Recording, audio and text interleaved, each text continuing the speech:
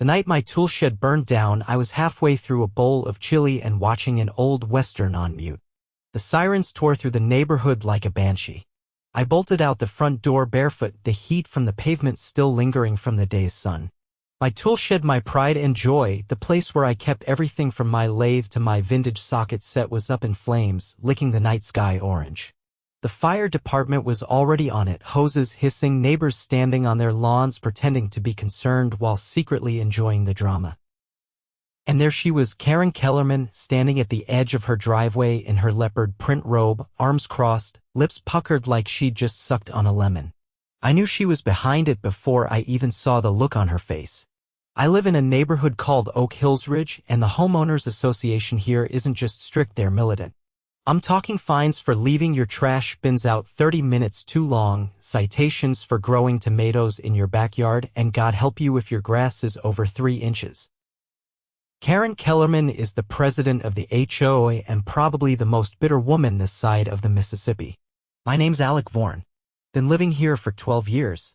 I'm a mechanic by trade, a builder by nature, and a man who doesn't like being pushed around. Especially not by someone like Karren. 3 days earlier, she had come stomping up my driveway in her orthopedic sandals and oversized sunglasses, gripping a clipboard like it was a weapon. "Alec," she barked, "that tool shed violates subsection C of the HOA building code. It's 3 feet too close to the rear fence." I wiped the grease off my hands and looked at her. "Karren, that shed's been there for 6 years. You signed off on it yourself when I submitted the plans." She flipped her papers dramatically. "Well, I'll have to double-check the records. But if it's in violation, it needs to be removed immediately. Otherwise, the HOA will take appropriate action." I didn't say a word. Just gave her a look that told her I wasn't about to tear down a shed I used every weekend just because she suddenly decided it was a problem. That was the last time we spoke. Until the fire. By the time the blaze was out, all that remained was a smoldering skeleton of what used to be my sanctuary. My neighbors offered empty condolences. Karren didn't say a word. Just stood there watching it burn like she was watching a campfire. The fire chief, a tall guy with weathered skin and a calm voice, approached me while his guys packed up. "We're gonna need to investigate," he said. "Doesn't look accidental." I nodded. "Can I help? Got any enemies?" I looked over his shoulder. Karren was walking back to her house, her robe flapping in the wind like some kind of villain cape. "Yeah," I said. "One." Over the next few days, I started doing my own digging while the fire department ran theirs. I installed 2 new security cameras, one facing the back alley, the other angled toward Karren's house. I also started talking to my neighbors. Turns out I wasn't the only one who'd had run-ins with Karren. Milo from 2 doors down told me she'd fined him $500 for planting sunflowers. She said they attracted bees, which were a threat to community wellness, he said. Sandra across the street had gotten a violation for repainting her shutters without prior chromatic approval. Whatever that means. But I wasn't just looking for gossip. I wanted proof. Something tangible. Then on the 4th day after the fire department called me. "Mr. Vorn," the investigator said, "we've got something interesting. The fire originated at the base of the shed near the gas canisters. But here's the kicker, it was an accelerant fire, not a short circuit. Someone doused it." My heart kicked up. "You find anything else?" "Yeah. We reviewed some footage from a neighbor's Ring camera. It caught someone walking across your lawn around 2 in the morning. Female, robe, sandals. Matches the description you gave us." I didn't even need to hear the name. I already knew. 2 days later, I got a knock on my door. 2 uniformed officers stood there, one of them holding a warrant. They were heading to Karren's house. I followed at a distance. She opened the door, still in that same leopard print robe, and tried to act confused. But when they told her they had footage and evidence linking her to arson, her face drained of color faster than a tipped-over paint bucket. "You can't be serious," she stammered. "I'm the president of the HOA," one of the officers replied. "And now you're under arrest for felony arson." The neighborhood gathered fast.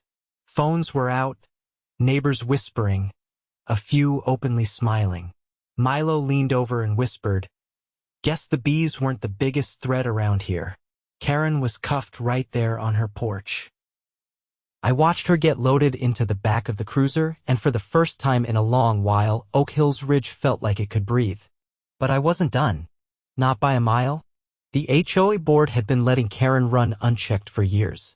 She may have lit the match, but the rest of them handed her the gas. It was time to take the whole rotten structure apart one bylaw at a time. The morning after Karren was taken away, the neighborhood was humming with a new kind of energy. Not the usual tight-lipped tension that came with HOA patrols or one of Karren's passive-aggressive newsletter rants. This was different. People were genuinely talking to each other, lingering on sidewalks with coffee cups instead of grumbling and retreating into their garages. For the first time in years, Oak Hills Ridge felt like a place people actually wanted to live. I didn't waste time. With Karren in custody, the rest of the HOA board was scrambling. The vice president, a retired dentist named Harold Dreber, stepped in as acting president. He was a quiet guy, more interested in crossword puzzles than power plays, but he'd always deferred to Karren. I showed up at the next emergency board meeting, which they tried to hold behind closed doors at the clubhouse. I wasn't invited, but that didn't stop me. I pushed through the double doors and sat right in the front row. A few other neighbors followed my lead. No one stopped us. Harold cleared his throat. This meeting is primarily administrative. It's not open to public comment. I leaned forward. Wrong. According to the HOA's own charter, any emergency session held outside the annual schedule must be accessible to all dues-paying members. That includes me. He blinked at me, clearly caught off guard. Well, perhaps we can make an exception. You don't have a choice, I said. And while we're here, I'd like to know why the board never called for a vote to approve the new bylaw changes last spring. Silence. I continued. According to Article 7, Section 2, any amendment to the Residential Compliance Code requires a 2/3 majority vote from homeowners. Yet somehow last April we all woke up to a new rulebook. A woman in the back, Linda from Maple Court, stood up. You mean the one that banned porch furniture? I nodded. Same one. Harold adjusted his glasses. That was a procedural update. We were advised by our legal consultant that which legal consultant? I cut in. Because I pulled the HOA's expense reports from the last fiscal year. There's no record of any payments to outside counsel. No retainer fees, no invoices. So unless your lawyer works for free, I'm calling that bluff. Milo let out a low whistle. A few people in the room started clapping quietly. I stood. You've all let Karren run this place like a dictatorship. And now she's facing felony charges. That means every decision she made is up for review, and if any of you signed off on anything illegal, you're just as liable. Harold's hands trembled slightly as he picked up his gavel. Meeting adjourned. The next day, 3 board members resigned. No statements, no explanations, they just disappeared. I heard one of them moved in with their daughter 4 towns over. Couldn't say I blamed them. The fallout from Karren's arrest wasn't just social, it was legal. A week after the fire, I got a call from Assistant District Attorney Lila Serrano. Mr. Vorn, I've been assigned to the arson case involving your property, she said in a crisp, no-nonsense tone. You're listed as the primary victim and complainant. I'm ready to cooperate however you need, I told her. We're pursuing a criminal indictment against Ms. Kellerman, she continued. Given the nature of the evidence and her position of authority, we're also investigating possible charges related to misuse of HOA funds, harassment, and coercion. I sat back in my chair. You think there's a financial angle? There usually is, she replied.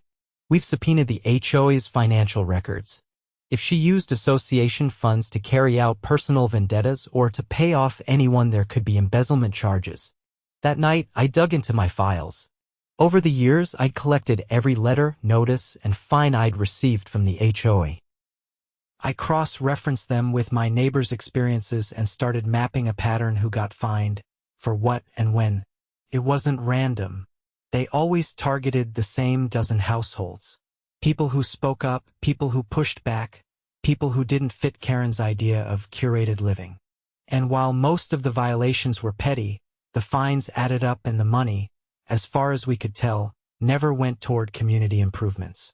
2 days later, ADA Serrano called again. "We found something," she said. "Bank transfers from the HOA account to a private consulting firm registered in Nevada. No public record of what services they provided. But the owner of the firm? Karren's nephew." I whistled. "That's fraud." "Among other things," she said. "We're expanding the case." I didn't hear much after that for a couple of weeks. Legal wheels turn slow, but they grind deep. In the meantime, the neighborhood started changing. People were painting their houses without waiting for approval. Kids rode bikes across sidewalks without angry letters showing up in mailboxes. Someone even put a gnome in their front yard, a direct violation of Karren's decor code. No one cared. Then came the grand jury. It convened on a humid Thursday morning. I was called to testify. I walked into the courthouse wearing my best denim jacket, the one with an oil stain I couldn't quite scrub out. The courtroom was cool and sterile, but the energy was electric. Serrano met me outside the chamber. "Just tell the truth," she said. "Stick to what you saw, what you know." I did exactly that. I told them about the fire, the arguments, the threats.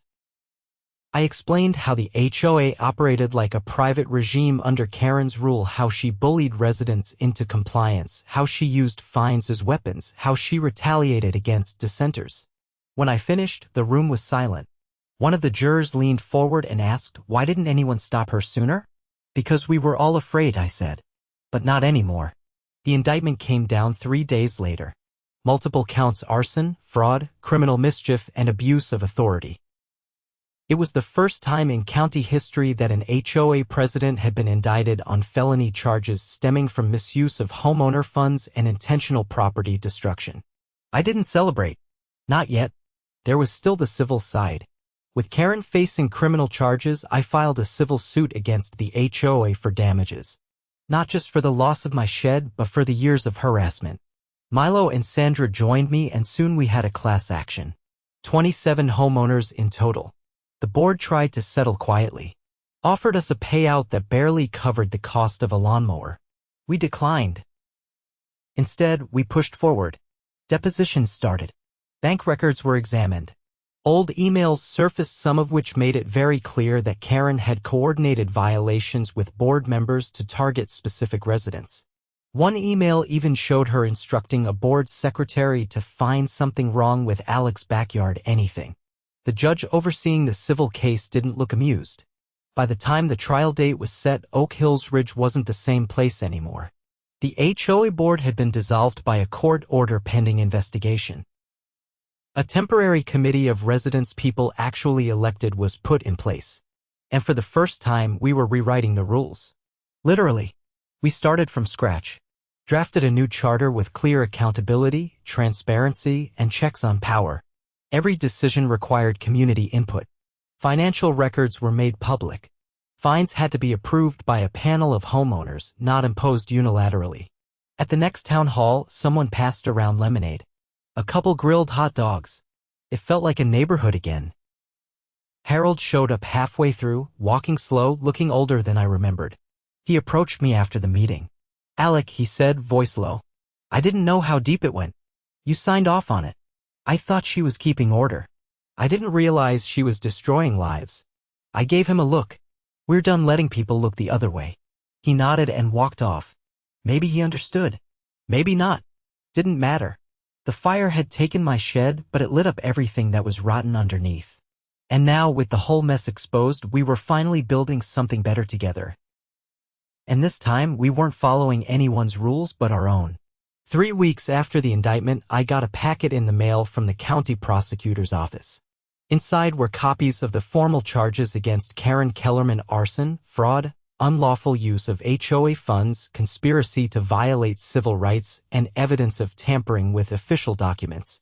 I read the whole thing twice, sitting on my back porch with a black coffee gone cold. It wasn't satisfaction I felt. It was something heavier. A quiet understanding that we were dealing with something far worse than petty HOA politics.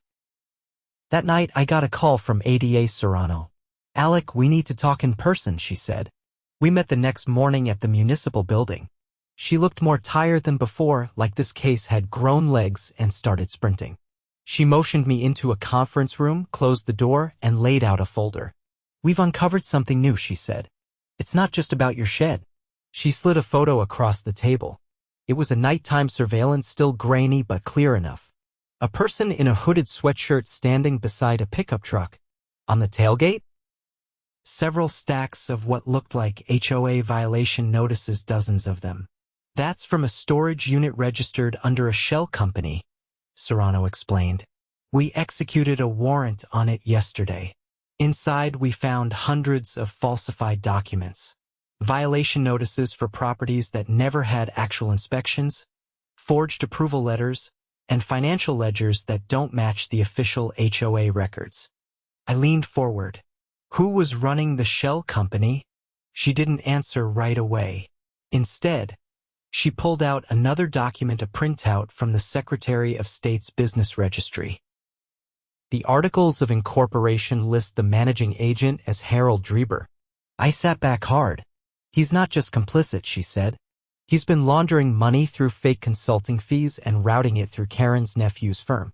I stared at the paper. So all those years he acted like he didn't care about the rules. He was pocketing the fines, she finished. "And it gets worse." She opened a thick folder. "There's a separate ledger, coded entries, but we're working through them. One of the entries is marked Phase 2 Property Reclamation, dated 6 weeks before your shed was burned. You think they plan to escalate? It looks like they were building a case to seize non-compliant properties under a clause buried in the HOA's original charter. The clause allows the HOA to assume ownership of abandoned or irreparably non-conforming lots." I blinked. "They were trying to take people's homes." She nodded. "And your shed was the test run. That evening I called a meeting at the community center, not through the HOA, but through word of mouth. We packed the place. Lawn chairs, standing room only. I laid it all out, the evidence, the fake consulting shell, the property reclamation plan. People didn't speak at first. They just stared. Some were visibly shaken. Others looked like they were replaying years of unexplained citations in their heads. Then Sandra stood up. "They tried to say our fence was unsafe last fall," she said. "We got 3 warnings in 2 weeks. My husband wanted to fight it, but I told him we couldn't afford to lose the house. Milo said I got a letter saying my property might be subject to compliance review seizure. I thought it was just more garbage." One by one, people began connecting the dots. The fines, the threats, the sudden uptick in inspections. It hadn't been random.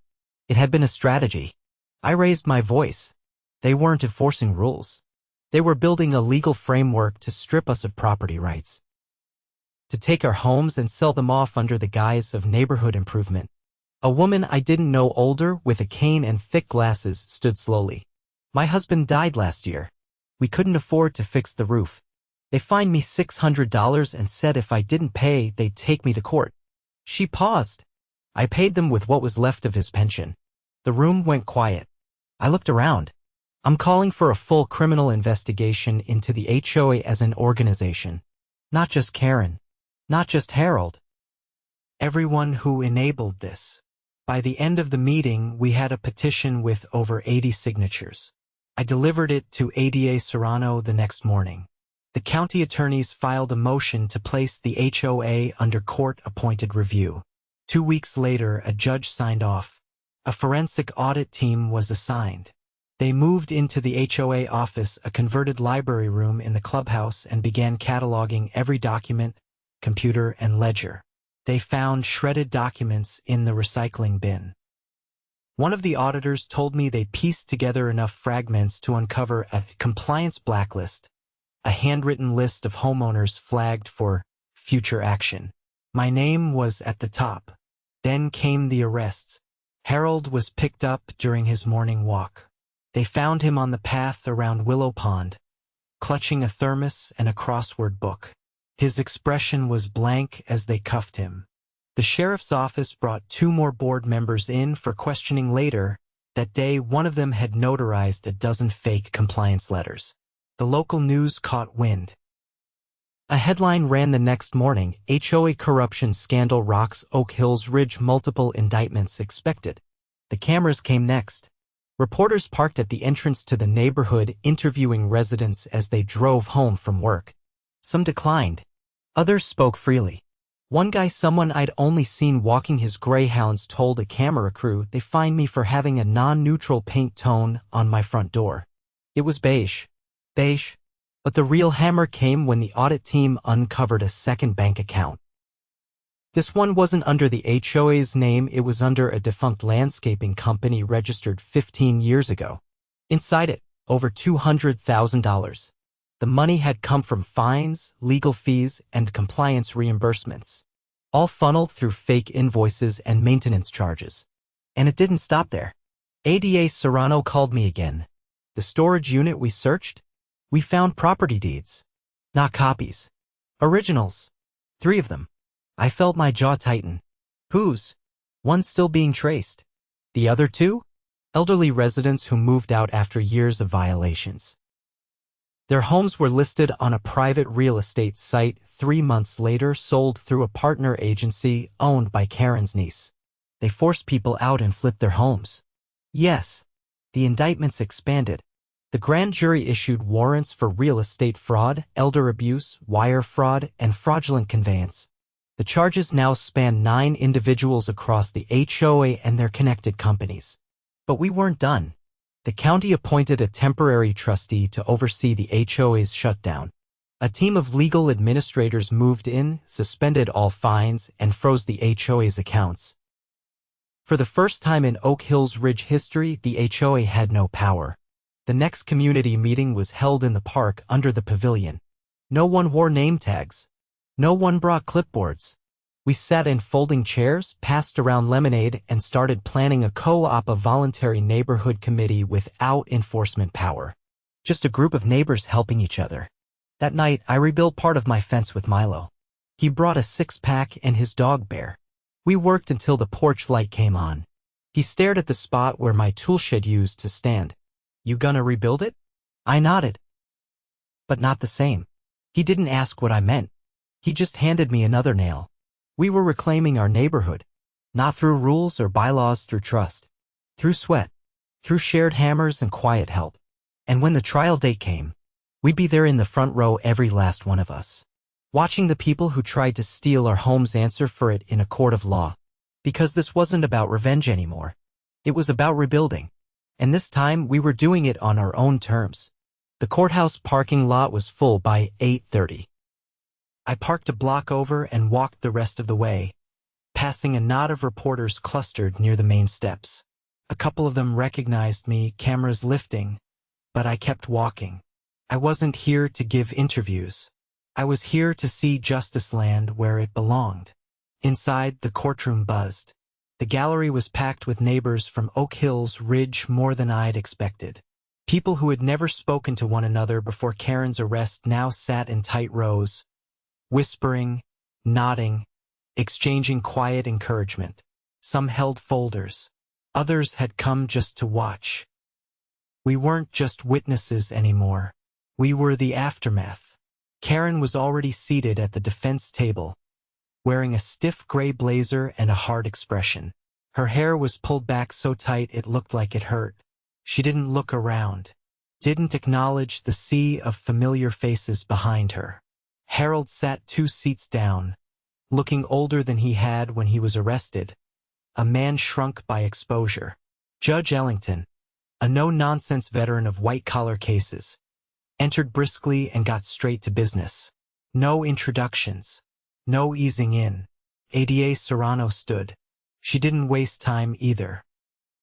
Your Honor, the state intends to prove that the defendants used their legally appointed positions within a residential homeowners association to embezzle funds, manufacture false compliance violations, and orchestrate forced property turnover for personal financial gain.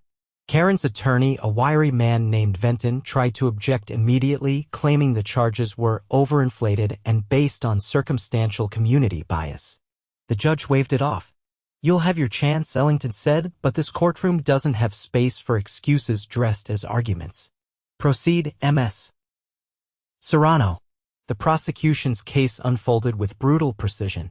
First came the forensic accountant who walked the court through the fake invoices, the shell companies, and the missing funds, all traced back to entities tied to Karren and Harold's extended families. Then came the lead fire investigator, who confirmed the use of accelerant and presented the security footage of Karren trespassing the night before the fire. The jury watched in silence as a grainy figure in a leopard print robe moved across my yard. By the time Serrano introduced the property seizure plan, the so-called Phase 2 reclamation strategy, you could feel the jury shifting. It wasn't just financial fraud. It was premeditated theft.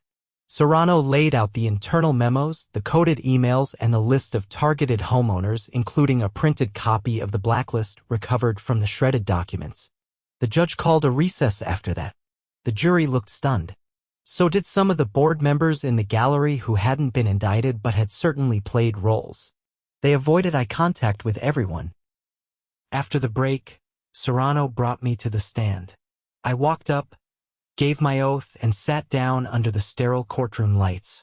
"Alec," she began, "can you tell the court what happened the night your shed burned down?" I described the fire, the smell of chemicals, the way Karren had stood on her lawn watching like she was inspecting her handiwork. I told them about the threats she'd made before that, the bogus violations, the sudden uptick in harassment. I kept my voice calm. I didn't embellish. I didn't need to. She asked me what I lost in the fire. "Tools," I said. "Some equipment I kept since my apprenticeship. But it wasn't just gear.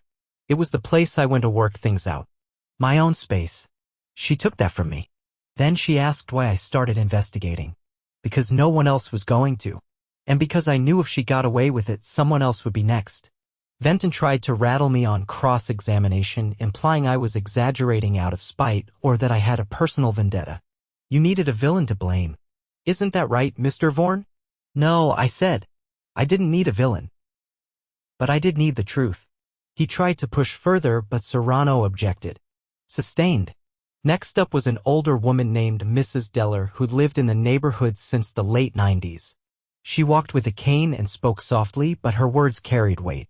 She described how her late husband received notice after notice about their aging roof and how the fines eventually pushed them to list the house below value. "They sold it 3 weeks after we moved out," she said. Same realtor Karren's niece worked for. The jurors watched her carefully. You could feel something shifting, sympathy turning into outrage. By the third day, the defense leaned hard into procedural arguments. They claimed poor record-keeping, not criminal intent. Venton tried to suggest that Karren had simply been too trusting of others managing the finances. But the emails told a different story. Emails she'd sent personally, instructing board members to target specific residents, delay approval requests from problem homes, and inflate fines on repeat offenders. The final nail came from a whistleblower, a former board secretary who'd resigned quietly 2 years earlier. She testified under immunity, providing copies of minutes that had never been filed, including one where Karren proposed a motion to identify vulnerable properties for strategic compliance enforcement. The minutes were rejected by the board that day, but Karren ran the plan anyway, off the books. She said it was a pilot program, the secretary said. She made it sound like a cleanup initiative. But then the letters started. The inspections. The threats. The defense called no witnesses. Just a closing statement full of legalese and deflection. Serrano's closing was different. "This case isn't about a few bad fines," she said to the jury. "It's about the abuse of power. About what happens when authority is given without accountability. These defendants didn't serve their community. They preyed on it. They exploited people's fear of losing their homes. And when someone refused to bend, when someone stood up, they tried to destroy him." She stepped back. "Don't let them do it again." The jury deliberated for 6 hours. When they came back, the room held its breath. On the charge of felony arson, guilty. On the charge of wire fraud, guilty. On the charge of real estate fraud, guilty. On the charge of conspiracy to commit property seizure under false pretenses, guilty. And down the list it went. Harold was found guilty on all but one count. Karren stared ahead, jaw tight, as if refusing to acknowledge what was happening. But her hands trembled. The judge ordered both defendants into custody immediately pending sentencing. No bail? The courtroom let out a collective exhale. No cheering. Just relief. Outside, the sun had dipped low, throwing long shadows across the sidewalk. Serrano stepped out beside me. You did more than report a fire, she said. You pulled the thread on a whole system. Never thought I'd end up taking down a criminal enterprise disguised as a neighborhood committee. She smiled faintly. That's exactly what it was. The sentencing came 2 months later. Karren got 18 years. Harold got 12. Others received lesser sentences or probation depending on their level of involvement. Restitution was ordered. The hidden bank account was seized and used to reimburse residents who'd been hit hardest. But the best part? The judge issued a permanent injunction dissolving the Oak Hills Ridge HOA charter. Not just suspended, gone. Legally wiped. Any new governing body would have to be formed openly with full transparency and ratified by a majority vote. No more secret fines. No more unchecked power.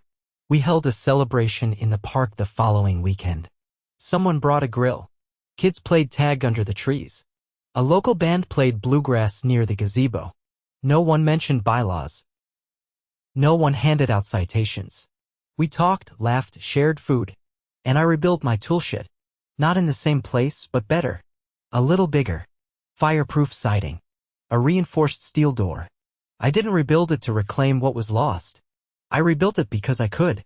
Because no one could stop me anymore. As for the neighborhood, it found itself again. Not through rules, but through people. Real people who learned what happens when you stop speaking up. I still keep the court transcripts in a manila folder tucked in a drawer beside my new tool bench. Not as a trophy. As a reminder. Power isn't the problem. Unchecked power is. And sometimes, it takes a fire to bring light to the darkest corners.